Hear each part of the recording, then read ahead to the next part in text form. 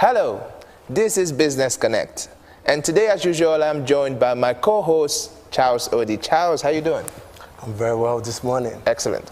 Now, we have a very special guest with us in the studio, and we're going to be talking about effectiveness as an entrepreneur. You know, being an entrepreneur, you are a powerhouse. You are right at the center of everything that concerns your business. And sometimes the demand could become overwhelming. Can you actually be effective all the time? Do you have downtimes and uptimes, and how do you manage them? These are some of the questions we'll be answering on today's edition of Business Connect. Don't go anywhere. We will be right back.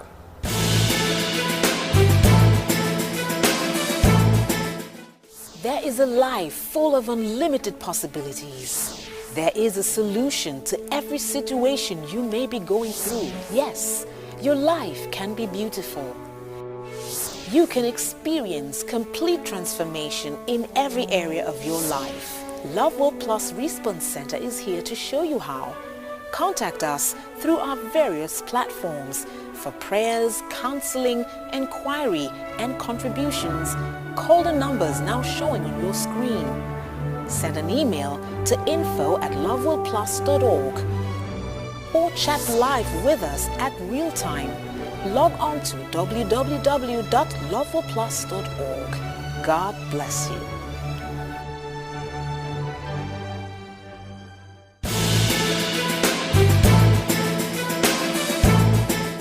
Welcome back. My guest today is the Principal Transformation Strategist of the Olakunle Soriyan Company, a total life management and nation-building training and consulting firm.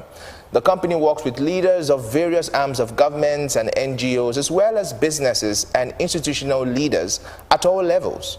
He also serves on the board of various organizations and remains one of Nigeria's leading strategy consultants. I want to welcome Olakunle Soriyan to the show. You're welcome to the show, sir. Thank you very much. So great to have you. In fact, I'm really looking forward to this show. I'm also looking forward to this show as well, sir. Great. We're talking about effectiveness for entrepreneurs. Let us begin with defining the term effective. What does it mean to be effective?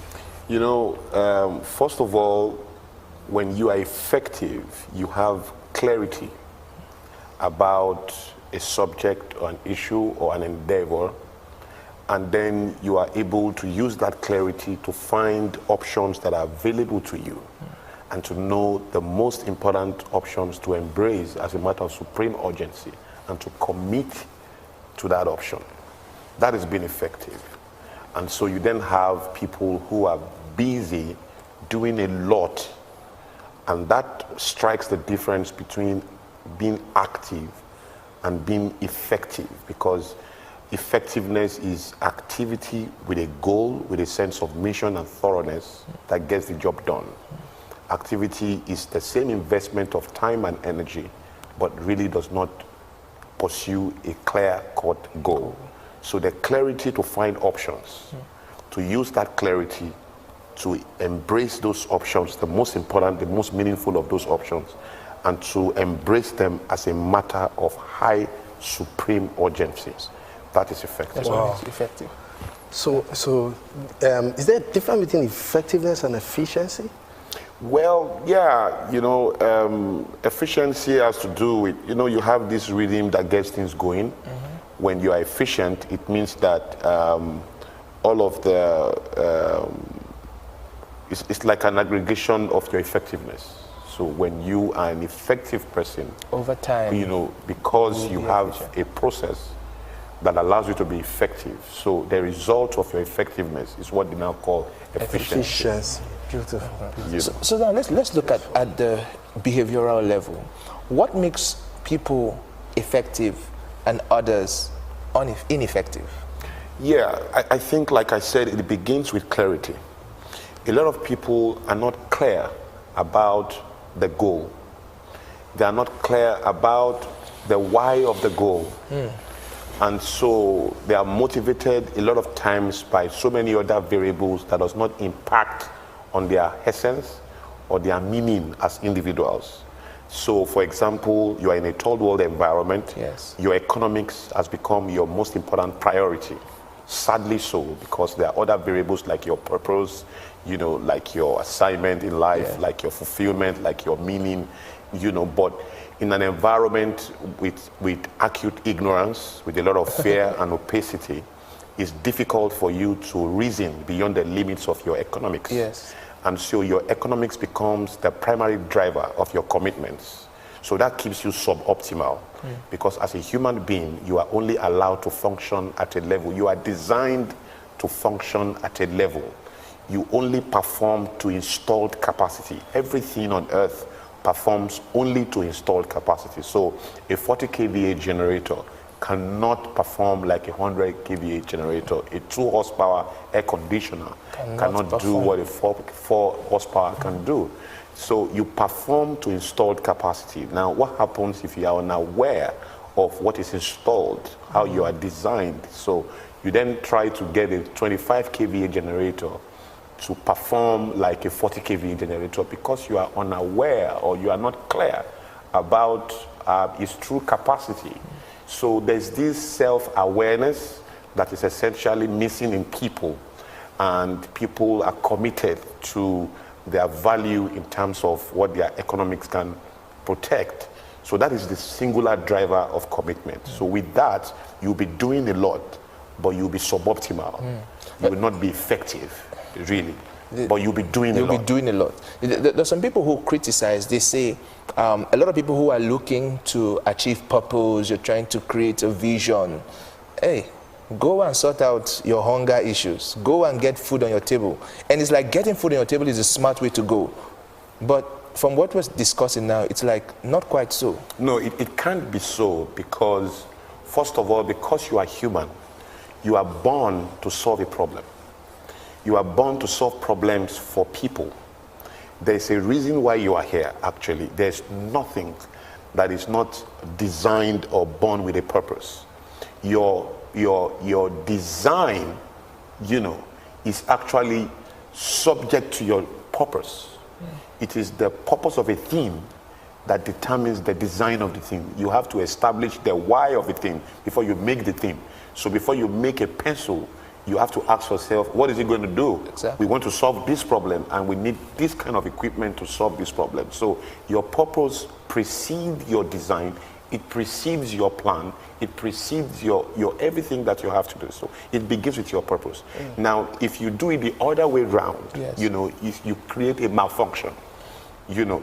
And when a human being is malfunctioning, it's not a popular tragedy because it's not as if your legs are going to bend or your eyes are going to go blind. You know, you will still look good, you will dress nice. So there's something called confident ignorance. It means that you know nothing, but you are not aware. You know, or there is this commitment to do so much. You are investing so much energy.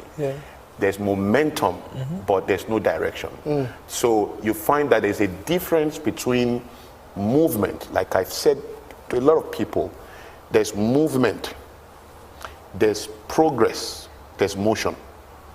So when you are in motion, you are sweating, but it doesn't mean you are moving. It means, for example, if you are jumping on one spot, you are burning energy, you are consuming time, but you see, you are not moving. But movement in itself is a very relative quality, because if you then move, we still have to worry about where you are moving to. So if you move in the wrong direction, you still have a hybrid of nuisance because you are still not going anywhere. So progress has to be motion plus movement in the right direction.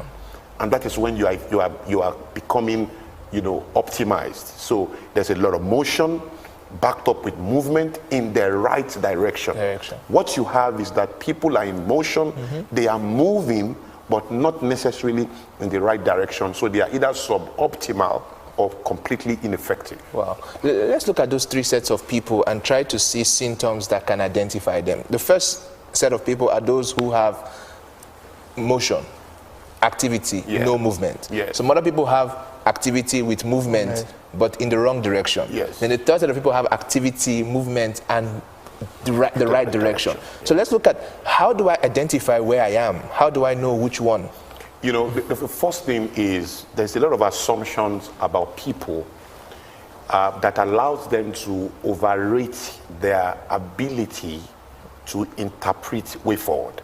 You know, a lady gave me a call and she said she's pregnant 5 months. She didn't give me a call actually, she met me. And she said she's pregnant 5 months and she's feeling she's going to die. She's feeling like she's going to die. She feels like she wants to die. So, of course, she was expecting me to maybe, you know, pray for her or put my hands on her or, you know, something spiritual. Yes. But I didn't go in that direction because it didn't make sense to me what she was describing. So I simply asked her, sorry, madam, how did you know? How did you know that you want to die? Have you died before? How are you able to spot the difference in the feelings, the symptoms of death of those who want to die? You must have a track record of some sort or some experience in dying that allows you to be able to spot that this feeling I'm having is a feeling of, and she was blank. It dawned on her that she can't know that. You really are not supposed to know that you have a feeling that you want to die because you don't know what the feeling is. So you really can't. An Indian cannot wake up in the morning and feel like eating edikaiko or amala. It's not part of their. It's not in their reality at all. They won't have that desire. It's not because edikaiko is not existing, but they won't have that desire. So if they have any problem, and no matter how hungry they are very hungry, has not eaten for 7 days, they will feel like eating pizza if it's an American or some kind of burger. It won't feel like eating amala for whatever reason because it's not in its reality. So that tells you the place of clarity. You know, and you can't overemphasize the place of clarity. People actually not clear about what they need to do, why they need to do it. You know, so people get married, for example, because society insists that at a level of time, of consuming time on earth, you should bring a woman or a man into your life. So people have settled down into the marriage function or the parenting function because their birth certificate says so.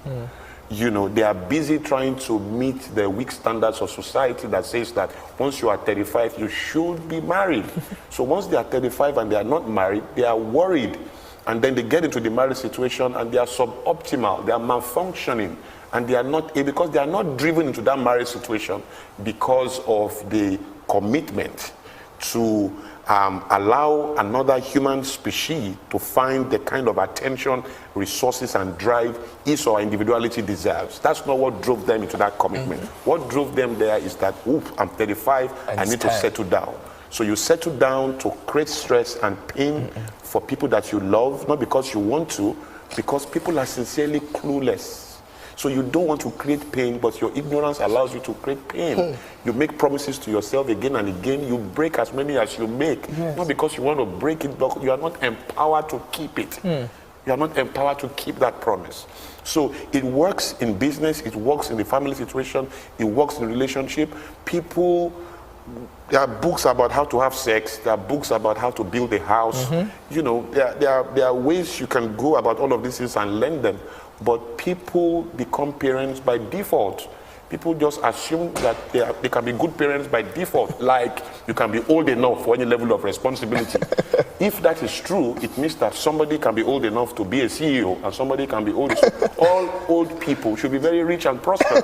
But it doesn't work that way, does it? So the idea is that you can't be old enough for any level of responsibility. True. You can only be knowledgeable, ready, and matured enough for it. Right. And there are so many people who are accepting responsibility and they are not matured enough for that level of responsibility. So sincerely, they are malfunctioning, they are suboptimal, they are ineffective. Wow. Fantastic. You know, we have a lot of business owners and SMEs watch us week in, week out. And then you said something about doing a lot. You know, the entrepreneurs who are doing a lot, who are struggling, but they are not effective. So if we have, is it a situation between smart work and hard work? Or do you recommend something that those entrepreneurs can do to check what they are doing right now? First of all, I will advise that they connect to people who are professionally and experientially qualified to counsel and to advise. I was trying to say that, look, you have not lived before. It's pretty much that you have not gone to a place before. You need a map, don't you? Yes. You need to lean on people. You need to ask questions. When we were coming to the studio today, we didn't know the way. We had to talk to people. Asking people does not define our smallness at all. It's just this, confirms the fact that we are coming to a place we have not been before. Humility demands that we unlock, our value that we place on ourselves and connect it to the value that others have, to say, look, we are going to so place. Do you know the place? It's not reducing us in any way. It's just necessary that we ask questions about how to get there. You have not lived before. You have 70 years ahead of you. Why do you think you know the way? And unlike on the express road, there are signposts that give you direction. There is a route to everywhere you are trying to go. Even in the sky, there is a route there. There are routes to every destination there. But in the sky, just like in life, there are no signposts, there are no direction boards. Exactly. But the trained eyes of a pilot can find the route. The route in the sky is invisible, but it doesn't cancel its potency. Though you can't see the route, it does not mean it's not there. Okay. You need the trained eyes of a pilot to be able to see that route and navigate the plane and take you in that direction. Okay. So just like in life, you have people who, because you can't see the pathway, it doesn't mean there's no route there. You need to lean on people, and that's the place of mentorship. Develop relationships that can pace you, reduce your error rate, and give you direction. It's so critical. I would give young entrepreneurs that advice any day. Find people who have done what you are trying to do. Lean on them, people who have the character, who have the reputation capital to be able to advise you, and lean on them for direction. Okay, wow. We're going to go on a short break now, and I'm sure you're having so much fun listening to Olakunle Soriyan right here on Business Connect. And he's talking about something that is so important. Charles, when we started out, one of the most important things we learned earlier was we need experienced people. I'm telling us how exactly to go. The hows and the whys. Exactly. So that we don't make those mistakes that you're just trying to point out. He talked about reducing your error rate. We're going to take the conversation further when we come back. Don't go anywhere. We'll be right back.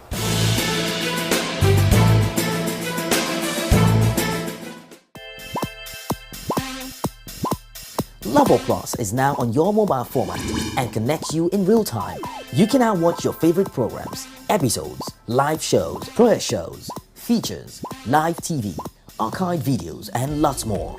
You can also participate with your comments and contributions from anywhere in the world. Download on any of your mobile device, whether it's Android or iOS or Windows, the Level Plus mobile app now, and stay connected.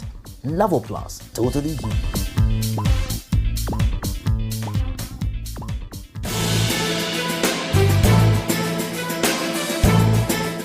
Hello, you're still on to Business Connect show, and we still have the managing consultant of the Olakunle Soriyan company, Mr. Olakunle Soriyan. Sir, before we went on the break, we were talking a bit about effective people. I want us to transcend a bit and go into effective brands. What makes some brands effective and others ineffective? That is a symposium discussion, because there's so much about branding. There's so many factors and many inputs that define brand equity. But branding is a subject that young entrepreneurs should think about, but I will have them think, first of all, about the business. And what do I mean by that? You can choose to see all of what you call logos, colors, and all of that. They're just parts of what branding is all about. Right. The greatest way you can brand your organization is to develop a reputation capital in the minds of your customers and those who experience your business. And that comes from the way you do it. So one of the first things you want to worry about is the legacy you want to leave behind. You see, I'll say this. When you come into an environment like ours, because it's very important for us to keep this very, very practical, Yes. for people to be able to understand. Yes. There's a big difference between having a business and running a company. They are similar in shell in that they are both registered, they have bank accounts, they have logos, they have colors, they have letterheads, complimentary cards, brochures, and all of that, but they are different. A company is what forms your legacy, and when you set up a business, it's first of all a business before it becomes a company. And permit me to give this redefinition. Okay. When most African businessmen die, they leave a lot of money in the bank, they leave real estate, they have some stocks here and there. The business that created all of that dies with them, essentially because all their life they ran a successful business, not a company, not an organization, not an institution.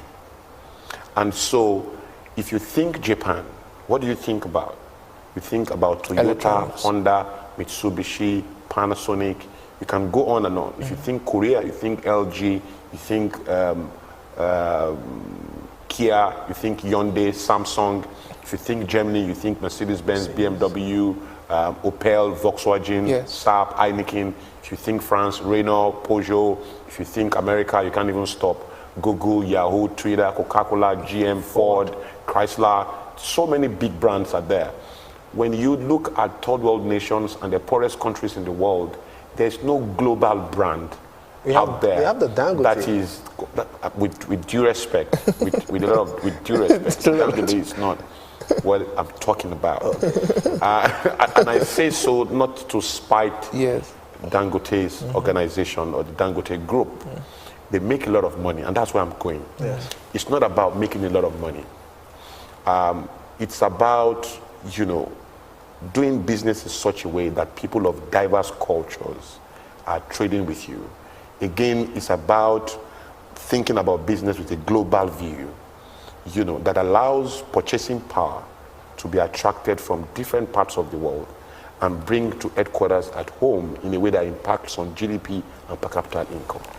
It's important you underscore that, because when you are building an organization, it's completely different from the demands of building a business. Yes. A business must make money, and for you to become a full-fledged organization with the kind of capacity I'm talking about, you have to pass the test of business first. Wow. It means you need to be profitable. So when you start a business, you may not worry about HR, admin, corporate affairs. You worry about business development, market penetration. Yes. That becomes your focus. Right. Now, there are businesses who are doing multi-million, 500 million, 800 million, but they are still businesses. The day they die, the business dies, because there's no structure that allows that company to function in an automated format that gives it some kind of independence beyond the visionary. So there are companies in America that have been on ground for 150 years. Their owners died decades ago, and the businesses are stronger now than when their owners were here. The way it works is not just about building a brand and getting the colors right and getting big and getting popular. Yeah. It's about systems, it's about structure, it's about culture. Most importantly, there is a way things are done in those environments that keep those things going. So when you talk about an effective organization, it's not necessarily the one with the biggest brand. There are organizations that are no longer existing. Where's Arthur Andersen? They are dead. Where's WorldCom? They are dead. This is a colossal organization of many years ago. Yes. Forget about America. Let's come home. Where's Concord Newspapers? Where's Okada Airline? Yes. Where are all these were massive organizations. When Chicken George died, it died without competition. Chicken George was the fast food many years ago, before Mr. Biggs thought of fast food, before Sweet Sensation, before any fast food. Chicken George was everywhere, with stores, with shops, with restaurants everywhere. They died with what killed Chicken George was in Chicken George. Do you know Terry's Burgers? If you are in Lagos in the 90s, in the early 90s, and you have not been to Terry's Burgers, you don't know what's happening in town. But what happened to Terry's Burgers? They died. I could give you a long list of organizations. What about magazines, Akakpa Top News? You know, these were magazines that were on ground. You know, but they went. If you go to Benin now and you are landing at the airport, just look to your left, you see a fleet of airplanes, you know, that are there. That's Okada Airline. That's where we got the name of the bikes we call Okada from. The visionaries behind those businesses are still alive. It's not as if they are dead. The business is completely dead. Concord newspapers, Concord Airlines, they died with the visionaries. You see, something is wrong. And I say to young entrepreneurs today, see, the greatest effectiveness you can have is not just about making a lot of money, because people made money. Yes. People made money. So young people should be able to think differently, see the big picture from the very beginning, and know exactly where you are going and what you want to achieve and why you want to achieve it. Understand the kind of exertions, commitment that will be required to go all the way, the kind of thinking, mentality that you need to give yourself to be able to go all the way. Kind of see the end from the very beginning and make up your mind the kind of organization you want to build from the very beginning. And if you don't want to build that kind of organization that society can be grateful for, you know, you probably don't need to worry, because Africa right now, we don't need successful people anymore. We have so many successful people and the nuisance value is multiplying. We need people who can succeed in such a way that society can be grateful for. And I think that is priceless. So my advice to young people is get a big vision. See your business in Brazil, in Curacao, in Florida, in Silicon Valley, in Mombasa, in India, in Joburg, in Accra. See your business everywhere.